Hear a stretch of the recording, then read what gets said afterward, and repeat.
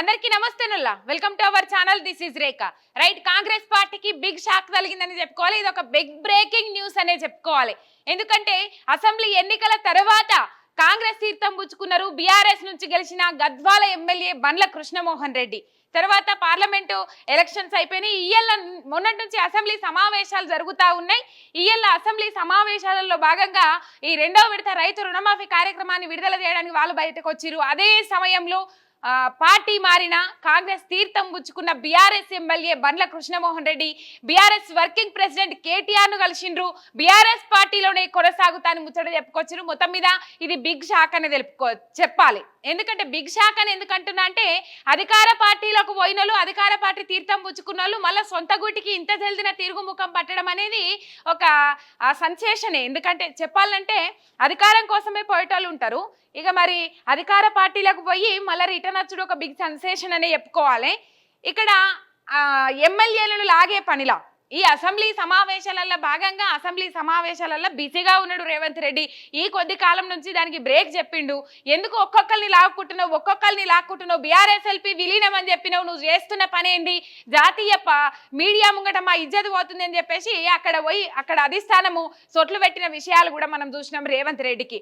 మరి BBB formula follow అవ్వకుండా ఎంతో మంది ఎంతో కొంత ఇచ్చుకుంటా ఎమ్మెల్యేలను కొనుగోలు చేసే కార్యక్రమం మొదలు పెట్టుకున్నాడు రేవంత్ రెడ్డి అని ముచ్చట్లు తెర మీదకి వచ్చినాయి. మొన్న అసెంబ్లీ వేదికగా రాజగోపాల్ రెడ్డి కూడా చెప్పిండు, నేను లాబియింగ్ చేస్తే ఇయ్యాల నేను ముఖ్యమంత్రి స్థానంలోనే కూర్చుండేటోని. మొత్తం మీద 5 నుంచి 10 కోట్లు ఇచ్చే కొంటున్నాం బీఆర్ఎస్ ఎమ్మెల్యేలను, ఇంకా అందరు రాలేదు, అందరు వచ్చే సందర్భాలు ముంగటున్నాయని చెప్పేసి గొప్పలు చెప్పుకున్న ముచ్చట్లు కూడా మనం చూసినాం.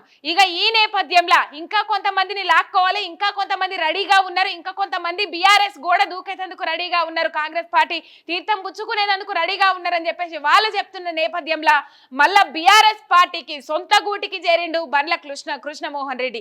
ఎవరైతే బీఆర్ఎస్ పార్టీ నుంచి బీఆర్ఎస్ బీ ఫామ్ మీద గెలిచి కాంగ్రెస్ పార్టీ తీర్థం పుంజుకొని ఇక్కడ రాజీనామా చేయకుండా అక్కడికి పోయినరో వాళ్ళ మీద అనర్హత వేటేయాలని చెప్పేసి గత కొద్ది కాలం నుంచి ముచ్చట్లు నడుస్తా ఉన్నాయి. ప్రస్తావన తెర మీదకి వస్తా ఉన్నది. ఇక్కడ హైకోర్టు ఎట్లా స్పందించకపోతే, సరైన తీర్పు ఇవ్వకపోతే, వేరే రాష్ట్రాల విషయాలల్లా తీర్పు ఇచ్చిన విధానాన్ని బట్టి సుప్రీంకోర్టు దాకానైనా పోవడానికి పార్టీ ఫిరాయింపుల మీద మేము రెడీగా ఉన్నామని చెప్పేసి బీఆర్ఎస్ క్యాడర్ మొత్తం పట్టుదలతో ముంగడికి పోతున్న సందర్భాలు చూస్తా ఉన్నాం.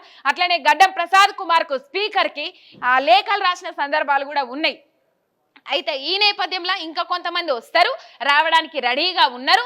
మొత్తం బీఆర్ఎస్ పార్టీ ఖాళీ అవుతుంది. బీఆర్ఎస్ పార్టీ అనేది ఎప్పటికీ ఖాళీ కాదు.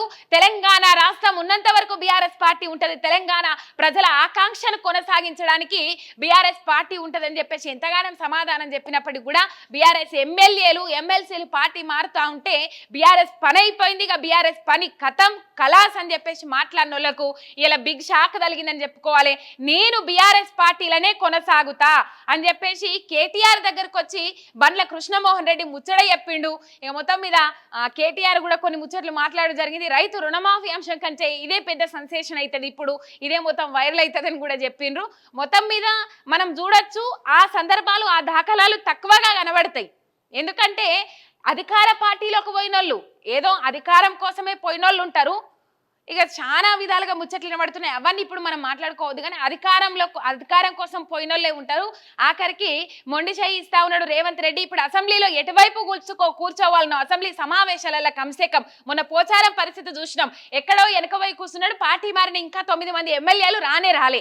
మొత్తం 10 మంది మారితే ఇక ఒకళ్ళు మైనస్ అనుకోవాలి. బండ్ల కృష్ణమోహన్ రెడ్డి మళ్ళీ బీఆర్ఎస్ గూటికి చేరిండు కాబట్టి బీఆర్ఎస్ లో కొనసాగుతా అని చెప్పిండు కాబట్టి 9 మంది అనుకోవాలి.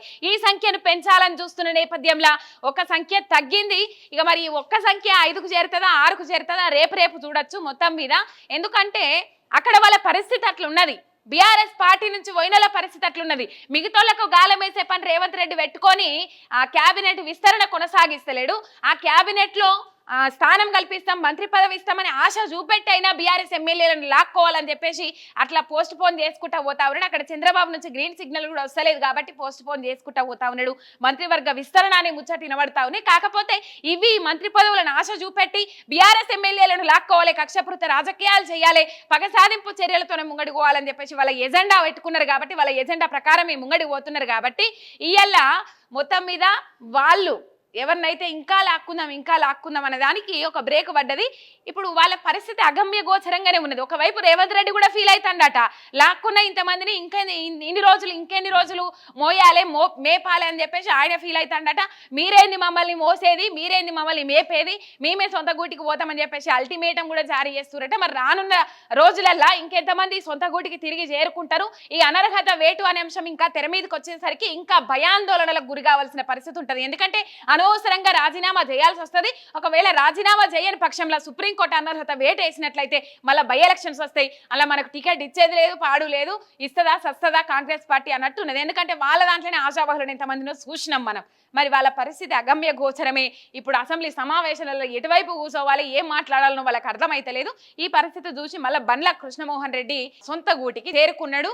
ఇది రేవంత్ రెడ్డికి బిగ్ షాక్ అనే చెప్పాలి.